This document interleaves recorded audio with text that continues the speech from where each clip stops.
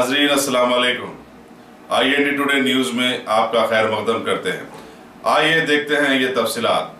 General body meeting में माजी प्रधानमंत्री की श्रद्धांजलि का प्रस्ताव आया था। हमने एक जमहूरी अंदाज में, डेमोक्रेसी अंदाज में हमने ये कहा हमारी पार्टी की जानिब से, तब हमारा विरोध दर्ज कर लिया जाए। तो इस पर BJP के कॉर्पोरेटर गुंडागर्दी पे उतर आए। तो मैं यही बोलना चाहूँगा महापुर को कि इससे पहले जो वाक़यात हुए उन्होंने हमारी गुंडागर्दी आपको दिख के आई थी बहुत, और आज जो भारतीय जनता पार्टी के कॉर्पोरेटर ने राज वानखेड़े, प्रमोद राठौड़ और कॉर्पोरेटर ने जो मुझ पे हमला किया, अरे दम था तो अकेले आना था, एक अकेले में 10-10 आ रहे, फिर भी हमने पूरी मुकाबला किया और ये सभागार का अपमान किया और इंशाल्लाह हम उन पर कानूनी कार्रवाई करेंगे।